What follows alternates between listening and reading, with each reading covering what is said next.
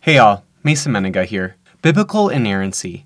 If you grew up a Bible sword drill champion, then you probably also grew up believing that the Bible is inerrant, which is just a fancy word for without error.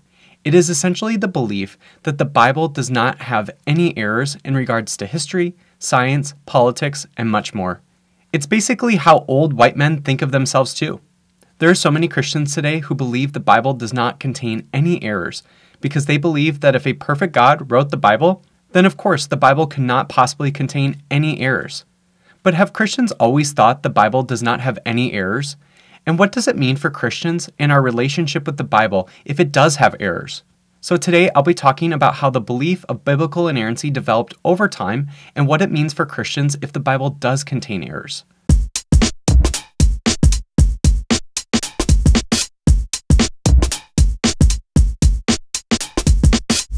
Before we jump in, be sure to like and subscribe and turn on notifications.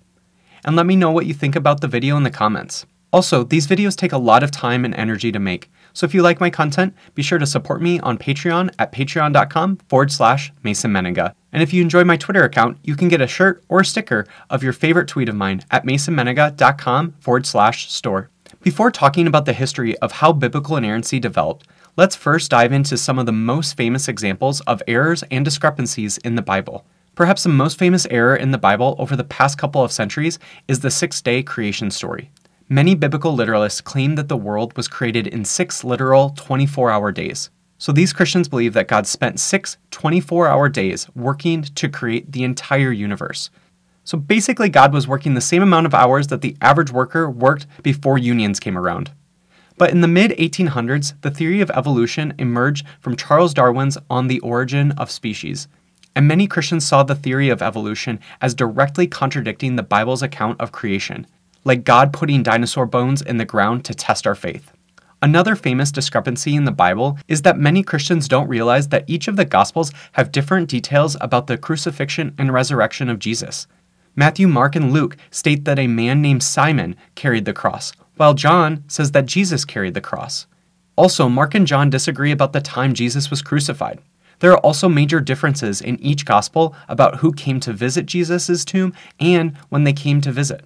You can tell the gospels were written by guys named Matthew, Mark, Luke, and John because none of them can keep their stories straight. But one of my favorite errors in the Bible is when Jesus calls the mustard seed the smallest seed in the world. Obviously, Jesus went to carpentry school and not a fancy liberal arts school because then he would have known that the smallest seed in the world is actually an orchid seed.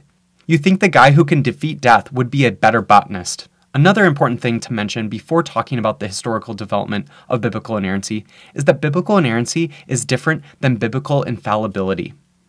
Some people use these terms interchangeably, but most Christians who believe in biblical inerrancy believe that that means the Bible is without error in regards to science, history, politics, and much more.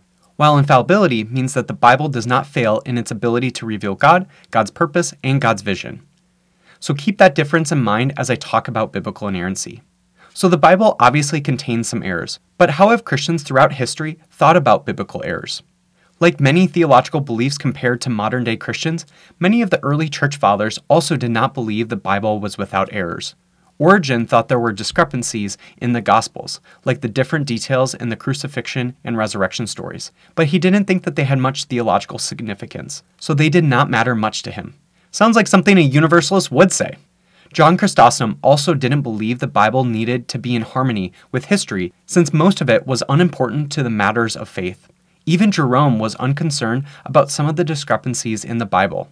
While there are Christians who believe in biblical inerrancy who also believe some of the early church fathers also believed in biblical inerrancy, the way modern Christians understand biblical inerrancy is much different than how early church fathers would have understood it, since the modern way of understanding biblical inerrancy didn't exist in the early church. Even in the Reformation era, there was still not much of an emphasis on biblical inerrancy. Martin Luther was like many early church fathers in that he did not care much about the inconsistencies and discrepancies in the Bible. And even Theobro hero John Calvin admitted that the gospel writers were not very concerned about the chronology of the stories, which would explain the differences in the crucifixion and resurrection stories.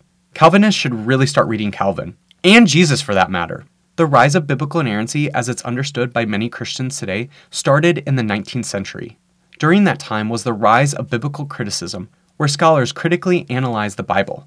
While biblical criticism was not meant to question the Bible's importance to Christian faith, it was meant to understand the literary and contextual aspects of the Bible. However, many Christians began to think biblical criticism tried to undermine the faith, and so biblical inerrancy, in part, emerged as a reaction against biblical criticism. It was also during this time that many scientific discoveries happened that questioned some of the accounts in the Bible, like the creation stories and a worldwide flood. Many Christians began to think that these discoveries also undermine the Bible and their faith. So biblical inerrancy gained popularity because of a reaction against these scientific discoveries. But perhaps the biggest reason, but the least discussed reason why biblical inerrancy emerged during the 19th century is because of slavery. Many pro-slavery Christians believe that if slavery was wrong, then that undermined what they believed to be explicitly permissible in the Bible. So once the Civil War ended, to continue to at least theologically justify slavery, many pro-slavery Christians began to embrace biblical inerrancy, since they believed the Bible could not be wrong about slavery. Charles Hodge and some other Princeton Seminary professors were most notable in developing this view of the Bible because of their pro-slavery beliefs. Despite what many Christians would like you to think, biblical inerrancy has never been decided on by a major church council. However, biblical inerrancy continued to develop in the 20th century. In 1978, many prominent evangelical leaders met at the International Council on Biblical Inerrancy in Chicago, which sounds like the biggest gathering of clowns since this gathering of clowns. There, they signed a statement that formulated their doctrine of biblical inerrancy. This 1978 Chicago Statement on Biblical Inerrancy remains one of the only formal doctrinal statements on biblical inerrancy, and it only represented a specific tradition within Christianity and not the entire church. So it was as effective as one of those change.org petitions. So while many Christians would like you to think all Christians believe the Bible is inerrant, most Christians do not, and certainly most throughout history have not. So if biblical inerrancy is a more recent development in the Christian tradition, and not all Christians believe in biblical inerrancy, that means many Christians do believe there are errors in the Bible. So what does that mean for Christians who believe that the Bible contains errors? It's first important to understand that the Bible itself does not explicitly state that it is inerrant. So to believe that it is inerrant is a theological view that is placed on the Bible and not something that it explicitly says. The Bible is also not trying to be a history book or a science book or even a political book. The Bible is a book telling a specific story of specific people of God. So it's important for both Christians and atheists to understand that the many different errors and discrepancies in the Bible aren't something that disproves the Bible or undermines it, because the Bible is not trying to be a factual kind of book. Despite the many different errors and discrepancies, the Bible can still be an important part of your faith, since God still speaks through it by connecting our stories with its own stories. We are transformed by stories all the time that may or may not be factually true. So the stories in the Bible can transform us as well. The Bible has become more fascinating and transformative in my life since I stopped believing in biblical inerrancy. And I think that if you're a Christian and you stop believing in biblical inerrancy too, then the Bible can be more transformative in your life as well. So biblical inerrancy is clearly a newer development in Christianity.